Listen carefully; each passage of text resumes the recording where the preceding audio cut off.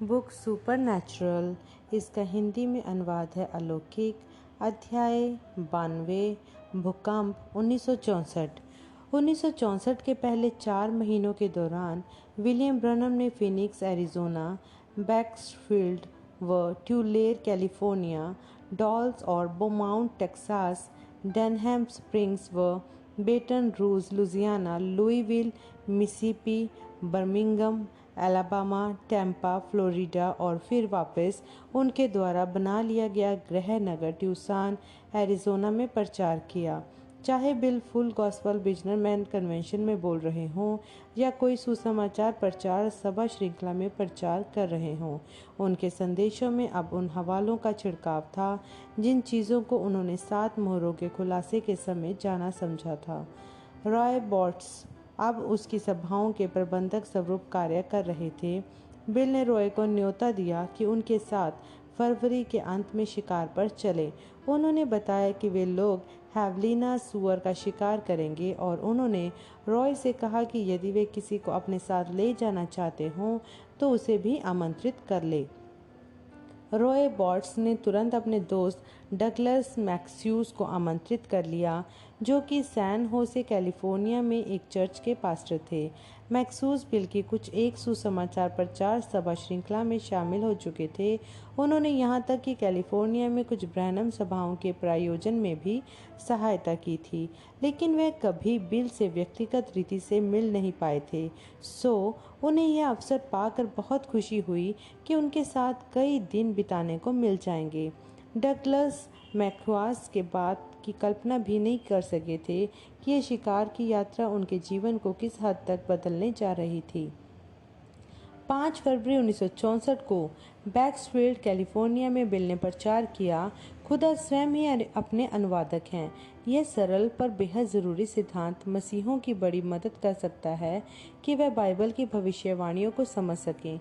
उन्होंने अपने लेखों को कई सारे उदाहरणों के द्वारा समझाया, जैसे यशायाह 7:14, जहाँ खुदा ने कहा था कि कुंवारी एक दिन गर्भवती होगी और एक पुत्र जनेगी जो इमानुएल कहलाएगा, जिसका अर्थ है खुदा हमारे साथ।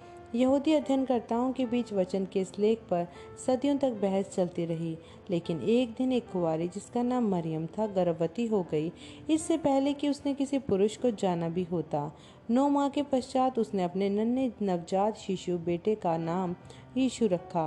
पुराने सभी अटकलों के बावजूद यशायाह 7:14 अब अनुवादित हो चुका था।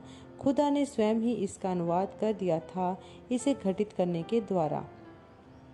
यह थी एक भविष्यवाणी जो 2000 वर्ष पहले ही पूरी हो गई थी। एक आधुनिक उदाहरण हेतु उन्होंने लूका 17:28-30 का हवाला दिया। उसी तरह से लूत के दिनों में भी होगा कि वे खाते पीते होंगे, खरीदना और बेचना कर रहे होंगे, पेड़ लगाएंगे और घर बनाएंगे। लेकिन जिस दिन लूत सदोम से बाहर निकला, स्वर्ग से आग और गंधक बरसी और सबको नाश कर डाला। मनुष्य के पुत्र के प्रकट होने के दिन भी ऐसा ही होगा। जाहिर सी बात है, वचन का यह हिस्सा हवाला देता है उस भीषण बुराई का जो अंत के दिनों में संसार में बाढ़ की तरह भर जाएगी, जिसका उदाहरण प्राचीन सदोमी और समलैंगिकता के लिए उनकी वासना अर्थात हवस थी। बिल ने उस स्पष्ट संदर्भ से आगे बढ़कर इस आयत के एक गहरे महत्व को भी देखा। जबकि लूत सदोम में रहा करता था, अब्राहम उस दुष्ट नगर से बहुत दूर एक पहाड़ पर रहता था। एक दिन खुदा ने एक इंसानी देह में कदम रखा और अब्राहम से मिलने आया। उन्होंने एक साथ बैठकर खाना खाया और फिर खुदा ने अब्राहम को बताया कि अगले वर्ष उसे उसकी पत्नी सारा से एक पुत्र प्राप्त होगा। वह तो अपने तंबू में थी और उस वार्तालाप को सुन रही थी। चूंकि वह 89 वर्ष की थी, उसने सोचा बाहर वह जो पुरुष है वह मजाक कर रहा है, और वह भी उस मजाक पर मन ही मन हंस ली। खुदा की उसके तंबू की ओर पीठ थी, सो वह उसके चेहरे पर आए हाव भाव नहीं देख पाए थे, पर उन्होंने उसके विचारों को जान लिया था। उन्होंने अब्राहम से पूछा, सारा क्यों हंसी? क्या प्रभु के लिए कुछ भी करना कठिन है? उत्पत्ति 18 व 19। यीशु ने वायदा किया था कि यह दृश्य भी अंत के दिनों में दोबारा घटित होगा। खुदा मनुष्य के देह में दोबारा प्रकट होंगे। ये कैसे होगा? तथ्य के सामने आने से पहले तो लोग यह अंदाजे लगा सकते हैं कि यह कैसे घटित होगा, लेकिन तथ्य के सामने आ जाने के पश्चात उन्हें खुदा के द्वारा अपने वचन का स्वयं ही अनुवाद किए जाने के विरोध में बहस नहीं करनी चाहिए। दुर्भाग्यवश कई सारे लोग खुदा से बहस करते हैं, उनके द्वारा किए गए अनुवाद पर विश्वास ना करके। अब्राहम के दिनों से लेकर कोई भी मुख्य यहूदी या इस मसीही अगवा नहीं हुआ है जिसका नाम हाम से अंत होता हो। अभी तक सबसे ज़्यादा सुना जाने वाला सुसमाचार प्रचारक इस 20वीं सदी का शायद बिली ग्राम है। ध्यान दीजिए, ग्राहम में 6 अक्षर हैं जो कि एक मनुष्य का अंक होता है। मनुष्य की छठे दिन सृष्टि की गई थी। अब्राहम के शब्द में 7 अक्षर हैं जो कि खुदा का अंक है, परिपूर्णता का। अंत के लेखों और स्रोतों में देखें। सभा के अंत के करीब विलियम ब्रनम ने उन लोगों से अपनी दाहिनी ओर एक पंक्ति बनाने को कहा जिनके पास प्रार्थना कार्ड थे। एक स्त्री उस पंक्ति की शुरुआत में ही खड़ी थी। वे चलती हुई आगे आई और सुसमाचार प्रचारक के सामने खड़ी हो गई। बिल ने कहा, मैं इस स्त्री को नहीं जानता। मैं अपनी पीठ इसकी ओर घुमा लेता हूँ ताकि आपको ऐसा न लगे कि मैं इसका चेहरा पढ़ने का प्रयास कर रहा हूँ। उन्होंने उसकी ओर पीठ फेर ली और तब फिर प्रार्थना करने लगे, जबकि माइक्रोफोन उनकी प्रार्थना को बढ़ाकर सुनाता रहा। अब्राहम, इसहाक और याकूब के खुदा, आज रात यह जाहिर कर दीजिए कि मैं आपके बारे में सच बता रहा हूँ। होने दीजिए कि आपका सेवक स्वयं अपने विचारों को रास्ते से हटा सके ताकि आप मेरी देह को अपनी महिमा के लिए इस्तेमाल कर सकें। मैं ये प्रार्थना यीशु के नाम से करता हूँ जो खुदा के पुत्र हैं, आमीन। जबकि उनकी देह अभी भी स्त्री की ओर पीठ ही फेरी हुई थी, उन्होंने कहा, यह महिला जो मेरे पीछे खड़ी हैं मरने जा रही हैं यदि फौरन ही चंगी ना हुई। इनके स्तन में कैंसर है और फेफड़ों में भी है। हाल ही में एक और सुसमाचार प्रचारक ने इनके लिए प्रार्थना की थी, लेकिन यह जद्दोजहद कर रही हैं, कोशिश कर रही हैं कि विश्वास के द्वारा अपनी चंगाई ग्रहण कर ले। यह यहोवा यूँ फरमाता है। उन्होंने पलटकर उसकी ओर देखा, क्या यह सच है महिला? उसने उत्तर दिया, हाँ यह सच है। विश्वास के साथ जाओ और तुम चंगी हो जाओगी। अगला जन प्रार्थना पंक्ति में एक युवा लड़की थी। अपनी बात रख चुके होने के कारण उन्होंने इसकी ओर पीठ नहीं फेरी बल्कि पूछा, क्या तुम्हें विश्वास है कि खुदा मुझ पर जाहिर कर सकते हैं कि क्या गड़बड़ी है? उसने हाँ में सिर हिलाया। उन्होंने कहा, तुम यहाँ पर अपने लिए नहीं खड़ी हो, तुम यहाँ पर अपने भाई के लिए खड़ी आई हो। वह एक अस्पताल में है जो यहाँ से उत्तर में स्थित एक नगर में है। ट्यूलेयर, कैलिफोर्निया में उसे लुकीमिया है और डॉक्टरों ने उसे मरने के लिए छोड़ दिया है। उसके लिए कोई भी आशा बची ही नहीं है। क्या तुम विश्वास करती हो? हाँ, वह पुकार उठी। उस रुमाल को लो जो तुमने अपने हाथ में पकड़ा हुआ है और उसे अपने भाई पर बिछा देना। संदेह मत करना, विश्वास करो, आमीन। बिल ने श्रोताओं से कहा, मैंने इस युवती को अपने जीवन में आज रात से पहले कभी नहीं देखा है। कोई आदमी ऐसा कैसे कर सकता है? वह नहीं कर सकता। यह वही खुदा है जिसके लिए यीशु मसीह ने वायदा किया था कि जो अंत के दिनों में यहाँ होंगे और स्वयं को पुष्टिकृत करेंगे अब्राहम के वंश के ऊपर, ठीक उसी तरह से जिस तरह से उन्होंने सदोम की बर्बादी से पहले अब्राहम पर किया था। अब्राहम के वंश अपने चिन्ह को ग्रहण कर लो। यह वहाँ बाहर बाबुल में नहीं है, यह वहाँ डिनोमिनेशनों की दुनिया में नहीं है, यह यहाँ पर आपके बीच में है। वह जो उस कचरे में जो वहाँ है नहीं है, इसका विश्वास करो। अगली रात को बेक्सफील्ड में उन्होंने एक सरमन प्रचारा जिसका नाम उन्होंने रखा अविश्वसनीय पर सत्य, पैराडॉक्स। एक पैराडॉक्स कुछ ऐसा होता है जो पहली नज़र में सामान्य चेतना के विरोध में मालूम पड़ता है, फिर भी होता सत्य ही है। बाइबल ऐसे पैराडॉक्सों से भरी पड़ी है। कुछ एक का नाम ले तो बिल ने उल्लेख किया कि जैसे यहोशू ने सूरज और चांद को अपनी अपनी जगह पर रुके रह जाने की आज्ञा दी पूरे दिन भर के लिए, ताकि वह एक महत्वपूर्ण लड़ाई को समाप्त कर सके। यहोशू 10:13। शिमशोन ने एक गधे के जबड़े की हड्डी से 1000 पलिश्तियों को मार डाला। न्यायियों 15:15। शिमशोन ने बेड़ों समेत नगर फाटक को अपने चौखटों में से ही उखाड़ दिया था और उन्हें उठाकर एक पहाड़ पर ले गया था। न्यायियों 6:3। दाऊद नाम के एक लड़के ने गोलियत नाम के एक मंजे हुए योद्धा को मार डाला, जबकि गोलियत का आकार दाऊद के दोगुने से भी अधिक था और वह पूरी तरह से कवच से भी ढका हुआ था। पहला शमूएल 17। उसके बाद बिल उन सभी से बड़े पैराडॉक्स पर आ गए। उन्होंने कहा, यह एक पैराडॉक्स ही तो है कि कैसे एक स्त्री पुरुष को जाने बगैर गर्भवती हो सकती है। यह एक पैराडॉक्स ही तो है कि कैसे खुदा, वह अनंत शख्स जो समय और अनंतता को भरे रहता है, नीचे आ गया और चरनी में रोता हुआ एक नवजात बालक बन गया। खुदा ने ही मरियम की कोख में लहू का एक कोश सृजा जो स्वयं उसका अपना बेटा था, यीशु मसीह। और खुदा वहाँ अंदर रहा, अपनी पहचान मसीह में से देता हुआ। वह खुदा था, इमानुएल। यीशु ने कहा, मैं और मेरा पिता एक हैं, मेरा पिता मुझ में रहता है। खुदा मसीह में होकर संसार का अपने साथ मेल मिलाप कर रहा था। यीशु वह देह थे, वह मंदिर, खुदा वे आत्मा थे जो उसमें रहते थे। यह एक पैराडॉक्स ही था। जब वह क्रूस पर मरे, कैसे खुदा एक इंसान बने ताकि वह एक इंसान की तरह मर सकें, ताकि स्वयं अपनी ही सृष्टि का छुटकारा कर सकें। उन्हें ऐसा करना ही था, कोई भी और नहीं था जो हमें बचा सकता था।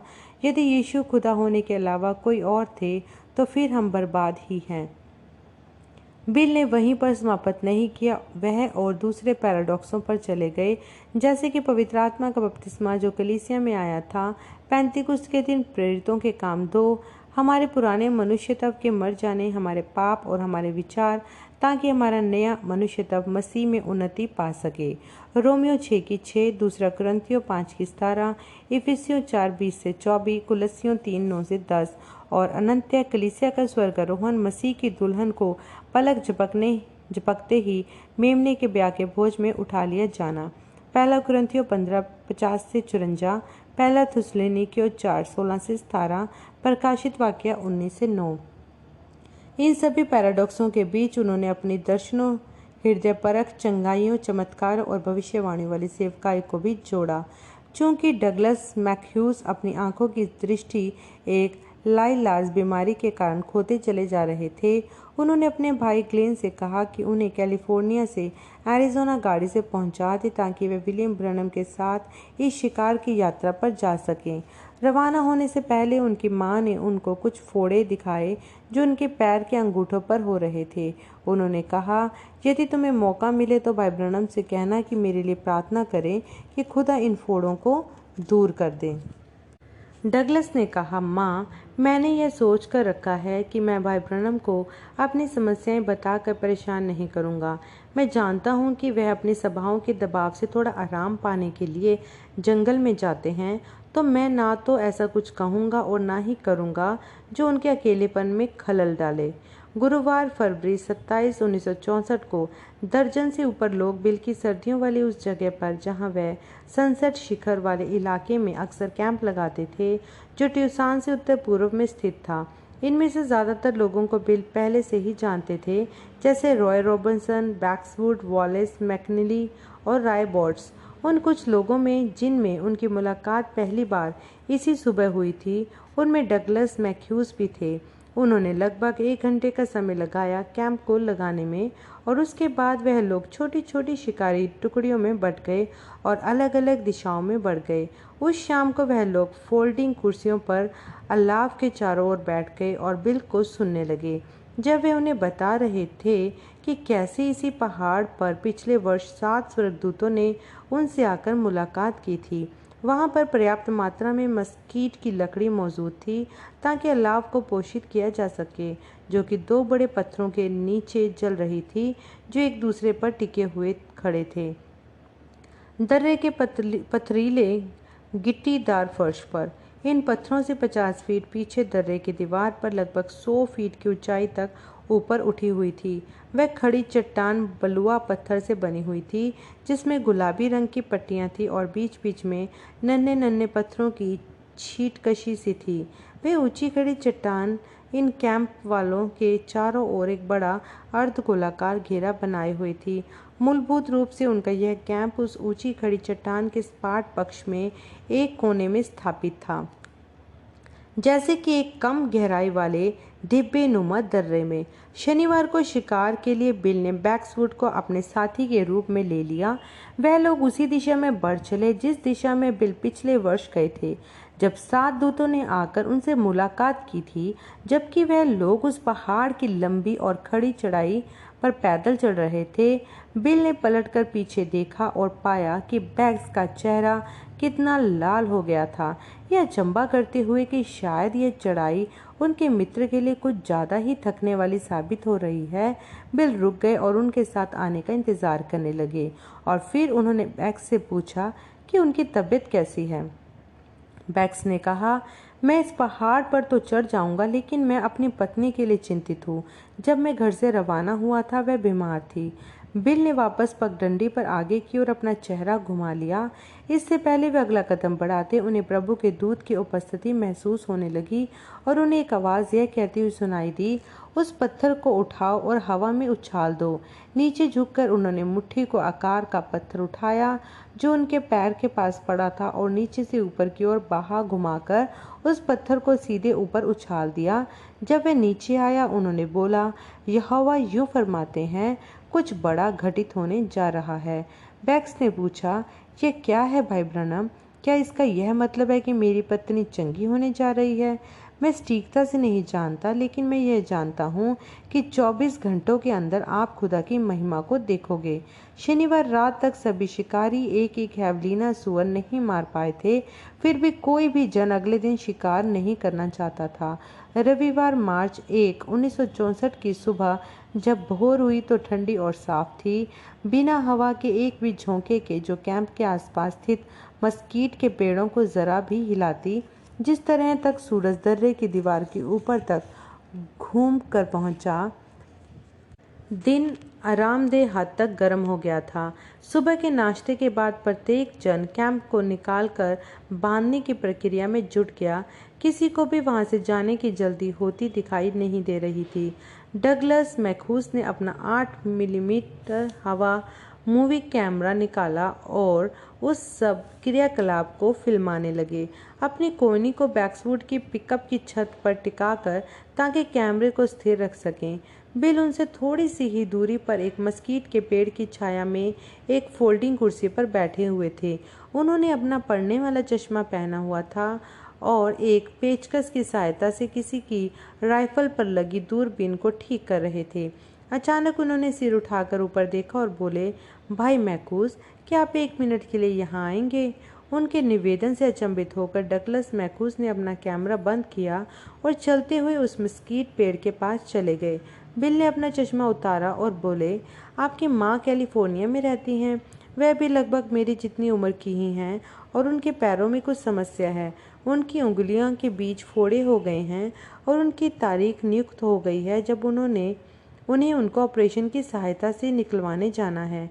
भाई मैथ्यूज, मैं आपको बताता हूँ, यहोवा यूं फरमाते हैं, उन्हें वह ऑपरेशन करवाना नहीं पड़ेगा।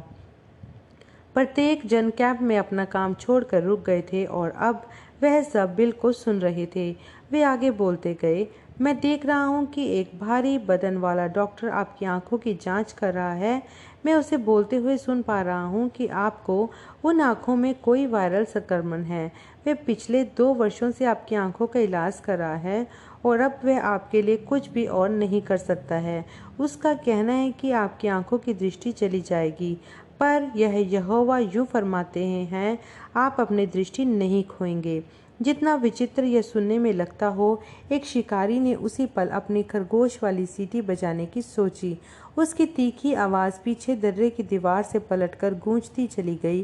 बिल ने अपनी कमीज की जेब से अपनी खरगोश वाली सीटी निकाली और पूरे फेफड़ों के जोर से उसे बजाने लगे।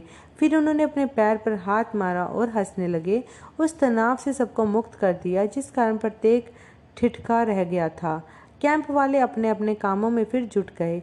बिली पॉल अपने तंबू में से तंबू खड़ा करने वाले पोल निकाल रहे थे। जिस राइफल को वह सुधार रहे थे उसे नीचे रखकर बिल ने एक बेलचा उठाया और आग के अलाव की ओर चल दिए जो अभी भी सुलग रही थी। धीमे पड़ चुके अंगारों पर एक बेलचा भर मिट्टी डालकर फैलाने के बाद उन्होंने बेलचा रख दिया और रॉय रॉबिन्सन से बोले, कुछ घटित होने जा रहा है। ना तो उत्तेजित होना और ना ही डरना, बस बीच से हटकर चले जाओ फौरन। जैसे ही रॉय रॉबिन्सन उस स्थान से भागे, एक चीख की आवाज़ ने प्रत्येक के ध्यान को ऊपर की ओर मोड़ दिया। बिल ने अपनी टोपी उतारी और अपने हाथों में कसकर पकड़ ली। हवा का एक चक्रवात सीधा उस दर्रे में नीचे उतर आया। उसने दर्रे के तल फर्श को नहीं छुआ, परंतु ठीक बिल के सिर के कुछ फीट ऊपर तक उतर कर ठहर गया, जिसके कारण आसपास के मस्कीट पेड़ों के ऊपर के हिस्से टूट गए। एक गर्जन सरी के धमाके के साथ वह भवंडर दर्रे पर से उठता चला गया और फिर से नीचे आया। इस बार दर्रे की दीवार के करीब बलुआ पत्थर से बनी वह ऊंची चट्टान फूट गई, जिसके कारण कैंप में धूल और छोटे पत्थरों की बारिश हो गई। तीसरी बार वह भवंडर ऊपर उठा और फिर नीचे उतर कर आया और फिर वह सीधा आकाश में उठता चला गया। ऐसी आवाज के साथ पृथ्वी से उठा जैसे जोरदार बिजली की कड़कड़ाहट वाली गर्जन हो। जब धूल साफ हुई, बिल ने दर्रे की दीवार पर ऊपर की ओर दृष्टि डाली। उस भवंडर ने उस ऊंची सपाट चट्टानी पक्ष का लगभग 3 फीट गहरा, 20 फीट चौड़ा और 40 फीट ऊंचा टुकड़ा निकाल दिया था, जिसके कारण अंदर से हल्के गुलाबी रंग का बलुआ पत्थर का हिस्सा, जिस पर अभी तक रोशनी, पानी, हवा कुछ नहीं लगा था, दिखने लगा। अपनी काउबॉय वाली टोपी को वापस अपने सिर पर पहनकर बिल झुके और पेपर प्लेटों, नैपकिनों और दूसरी हल्की चीज़ों को उठाने लगे, जिन्हें भवंडर ने कैंप वाले स्थान में तितर-बितर कर दिया था। दूसरे आदमी लोग भी उनकी मदद करने लगे। जब बिल काम में लगे थे, उनका ध्यान इस बात की ओर आकर्षित हुआ कि जितने भी पत्थर उस पहाड़ी पक्ष में से टूटकर वहां छितरे थे, वे सभी तिकोने आकार के थे, जैसे त्रिपक्षीय पिरामिड, 3 साइडेड पिरामिड हो। कैंप वाले स्थान की सफाई के बाद उन्होंने अपनी 0.22 वाली राइफल उठाई और टहलने के लिए चल दिए।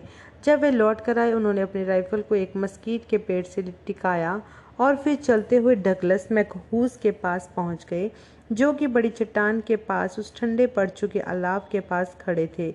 मैकहूज की पसलियां कमर में कोनी से मित्रवत रूप से होकर उन्होंने पूछा, अब उन आंखों में कैसा महसूस हो रहा है? भाई ब्रनम, उनमें दर्द होना बंद हो गया है और इस यात्रा के दौरान पहली बार मुझे धूप का चश्मा लगाने की ज़रूरत महसूस नहीं हो रही है। बिल ने हाँ में ऐसे सिर हिलाया जैसे वे यह पहले से ही जानते हों। जब मैं आपसे आपकी माँ के बारे में बात कर रहा था, क्या आपको मालूम कि मुझे वह सारी बातें कैसे पता चली थी? नहीं पता। मैंने आपकी माँ को आपके साथ बैठे हुए देखा था। मैंने देखा था कि कैसे उन्होंने अपना मोजा उतारा और आपको उंगलियों के बीच होते फोड़े दिखाए थे। मैंने उन्हें यह बोलते हुए सुना था कि यदि तुम्हें मौका मिले तो भाई ब्रनम से मेरे लिए दुआ करने को कहना। ठीक उसके बाद प्रभु के दूत ने आपके और मेरे बीच में खड़े होकर कहा, स्वयं को इन आदमियों से अलग करो, मुझे तुमको कुछ बताना है। रॉय रॉबर्टसन पास ही खड़े थे, यह सब सुन रहे थे। उन्होंने पूछा, क्या बात थी भाई ब्रनम? प्रभु ने आपको क्या बताया? वह भवंडर एक नबूवत वाला चिन्ह था। यहोवा यूँ फरमाते हैं, वह घड़ी आ गई है, पृथ्वी पर न्याय बर्पा होना शुरू हो रहे हैं, अमेरिका के पश्चिमी तट से शुरू हो रहे हैं। 77 दिनों के बाद वह ठीक वैसा ही घटित हो गया जैसा उन्होंने भविष्यवाणी की थी। शुक्रवार मार्च 27, 1964 को शाम 5:36 पर अलास्का में एक जबरदस्त भूकंप रिक्टर स्केल पर उसका मान 9.2 था। उत्तरी अमेरिका पर वार करने वाला यह सबसे शक्तिशाली भूकंप था। कई मिनटों तक हजारों एटम बमों जितनी शक्ति वाला बल अलास्का के दक्षिणी तट को हिलाता रहा। उसका अभिकेंद्र एंकोरेज के दक्षिण पूर्व में 75 मील 120 किलोमीटर दूर था, प्रिंस विलियम्स साउंड के किनारों के पास।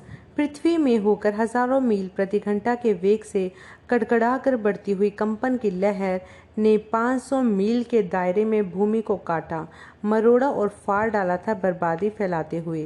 राजमार्गों के बड़े बड़े खंड 30 फीट तक ऊपर उठ गए थे या नीचे धंस गए थे। मकान बीच में से 2 टुकड़ों में फट गया था, कुछ समुद्र में गिर गया था। इस भूकंप ने एंकोरेज के मुख्य बाजार वाले व्यावसायिक हिस्से के 30 मोहल्लों को बर्बाद कर डाला था। उसी समय आसपास के पहाड़ों ने अपने ऊपर जमी हुई बर्फ को बड़े बड़े हिम स्खलनों के रूप में नीचे गिरा दिया था। इसके बाद समुद्र से एक सुनामी उठकर आगे बढ़ती चली गई। जब समुद्र तल ऊपर उठा और फिर नीचे गिरा, इससे एक बहुत विशाल लहर उठी जिसने किनारों पर आकर जबरदस्त थपेड़ा मारा। इस लहर ने अलास्का के बंदरगाहों पर सैकड़ों मछली पकड़ने वाली नावों को तबाह कर दिया। कुछ एक नावें किनारों में अंदर तक थपेड़ों के साथ चट्टानों और पेड़ों पर लाकर दे मारी गई और नहीं तो सड़कों तक पहुंचा दी गई। बाकी नावें समुद्र में लहरों के साथ बहा ले जाली गई, कभी ना पाई जाने वाले के लिए। जो बर्बादी यह भूकंप लेकर आया था उसको देखते हुए थोड़े ही लोग मारे गए थे। उस बड़े इलाके की उस समय जब भूकंप आया था, शाम को 5:36 तक ज़्यादातर लोग अपने घरों में थे। 1964 में 2 लाख लोगों की जनसंख्या में से केवल 15 अलास्का वासियों की मृत्यु हुई थी, मूल रूप से भूकंप के कारण, और अगले 110 लोग सुनामी के कारण मारे गए थे। इसके विपरीत संपत्ति का नुकसान बहुत बड़े पैमाने पर हुआ था, जिसकी गणना $311 मिलियन की थी। इस राशि के परिप्रेक्ष्य में अलास्का में कृषि, उत्पादन और खनन उद्योगों को एक साथ लेने पर 1964 में मात्र $67 मिलियन की कुल आय थी। अलास्का का भूकंप ईस्टर से पहले वाले शुक्रवार को आया था। यह दुख या भविष्यवाणी के वचनानुसार था कि जब यीशु लगभग 19 सदियों पहले ठीक उसी दिन क्रूस पर चढ़ाए गए थे, तब भी धरती डोल गई थी और चट्टानें तड़क गई थी। मत्ती 27:15-51। 1964 का अप्रैल सुसमाचार प्रचार के लिए एक बहुत व्यस्त महीना था। अप्रैल के पहले सप्ताह में विलियम ब्रनम ने लुईविल, मिसिसिपी में 5 बार प्रचार किया। 900 से लेकर 12 तारीख तक उन्होंने बर्मिंघम, एलाबामा में प्रचार किया। अप्रैल 15 को वे अपनी बार टैम्पा, फ्लोरिडा गए। टैम्पा में उन्होंने 4 दिनों में 5 बार प्रचार किया। मसीह प्रत्येक पीढ़ी में एक ही तरह से पहचाने गए संदेश से शुरू करके और उस सप्ताह तक संदेश के साथ समाप्त किया। मुकदमा। अपने सरमन मुकदमा में बिल ने मैके श्रोता भवन को एक अदालत बना दिया और अपने सुनने वालों को न्यायकर्ताओं का काम करने को कहा। जो मामला इस अदालत में चालू हुआ था, संसार बनाम खुदा के वायदे। शैतान दोष लगाने वाला वकील था जो संसार के दृष्टिकोण को रख रहा था। शैतान के 3 सितारा गवाह थे, श्रीमान अविश्वास, श्रीमान संदेह और श्रीमान अधीर। खुदा के वायदों का पक्षधर वकील पवित्र आत्मा थे। जिन विशेष वायदों की जांच पड़ताल इस मुकदमे में चल रही थी वह पाए जाते हैं मरकुस 16:16 की 17 में। और विश्वास करने वालों में यह चिन्ह होंगे कि वे मेरे नाम से दुष्ट आत्माओं को निकालेंगे, नई नई भाषा बोलेंगे, सांपों को उठा लेंगे, और यदि वे नाशक वस्तु भी पी जाएं तो भी उनकी कुछ हानि ना होगी। वे बीमारों पर हाथ रखेंगे और वे चंगे हो जाएंगे। जाहिर सी बात है, दोष लगाने वाले के 3 गवाहों ने बहुत सारे कारण बताए कि क्यों खुदा के इन वायदों पर भरोसा नहीं किया जा सकता है। इसके पश्चात बचाव पक्ष के वकील ने अपने 3 गवाह बुलाए कि वे अपनी गवाही दें, नूह, मूसा और यहोशू नबी। उन्होंने गवाही दी कि कैसे खुदा ने अपना प्रत्येक वायदा निभाया था जो उन्होंने इनसे कभी भी किया था। जब वे अपने संदेश के अंत पर पहुंचे, बिल ने कहा, श्रीमान दोष लगाने वाले जनाब, मैं यहाँ पर इस दोपहर को हजारों गवाह ला कर खड़ा कर सकता हूँ जो इस बात की गवाही दे सकते हैं कि खुदा अपने वचन को पूरा करता है। एक वास्तविक पवित्र आत्मा की सभा होती है और असली खुदा की सामर्थ। वहाँ पर एक असली वायदा है कि वह बहाल हो जाएंगे जब विश्वासी लोग बीमारों पर हाथ रखेंगे। यीशु ने कहा, जैसे सदोम के दिनों में हुआ था वैसा ही मनुष्य के पुत्र की आमद में होगा। प्रभु के दूत पर ध्यान दे जो मनुष्य के पुत्र के रूप में आया था। उसने तंबू की ओर अपनी पीठ घुमा रखी थी, फिर भी उसने अब्राहम से बता दिया था कि सारा क्या सोच रही थी। यीशु ने कहा कि यह फिर से दोहरेगा। अब यदि मैंने सच बताया है तो खुदा ही इसको सत्य साबित करे। काश ऐसा हो कि जिस खुदा ने वायदा किया था वही इसे आज पुष्टकृत करे। मैं आपको चुनौती देता हूं कि आप अपनी बीमारियों या पीड़ाओं के विषय में सोचें और प्रार्थना करें कि खुदा ही आपके हृदय के गुप्त भेदों को प्रकट कर देंगे।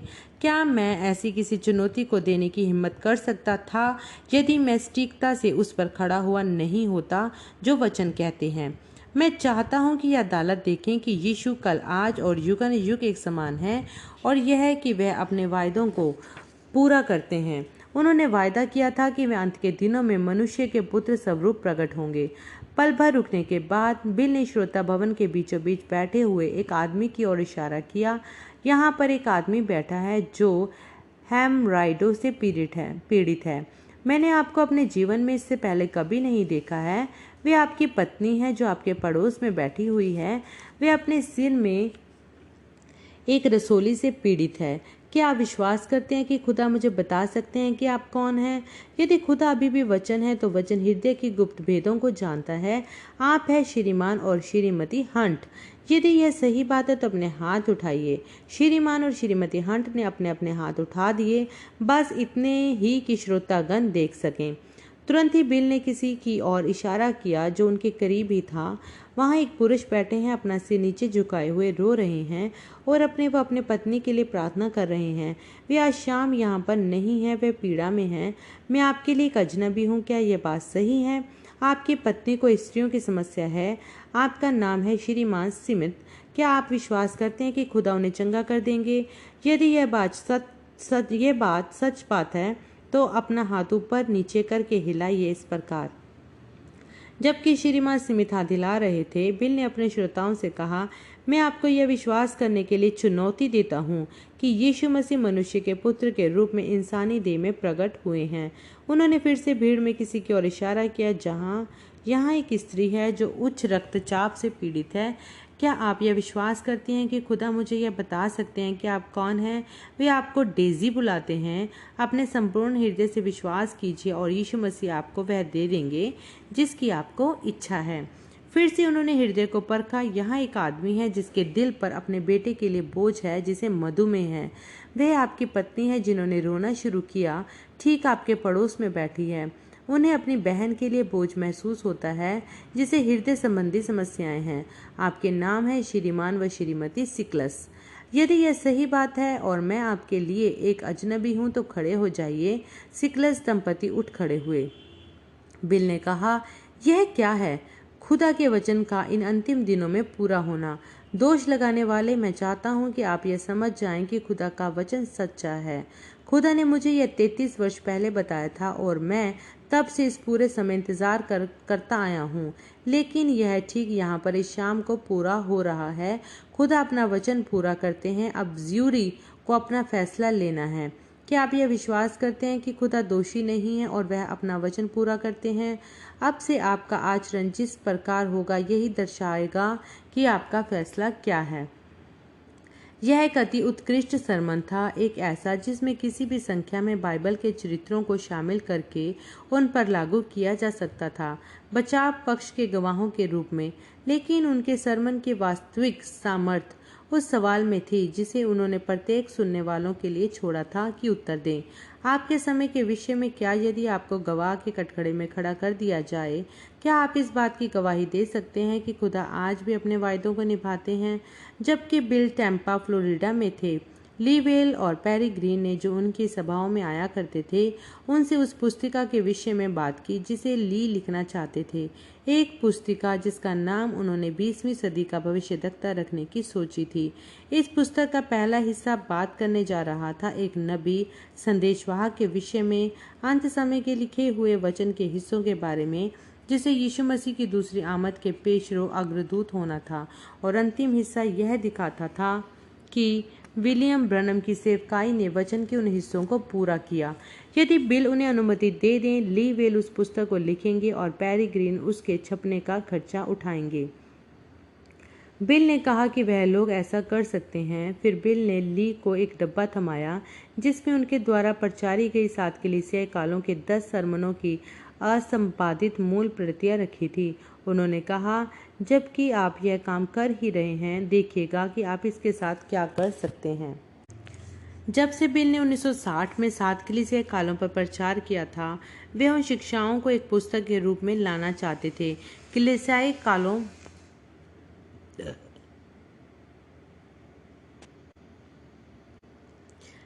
कालों पर उनके रिकॉर्ड किए हुए सरमन 23 घंटों की अवधि के थे।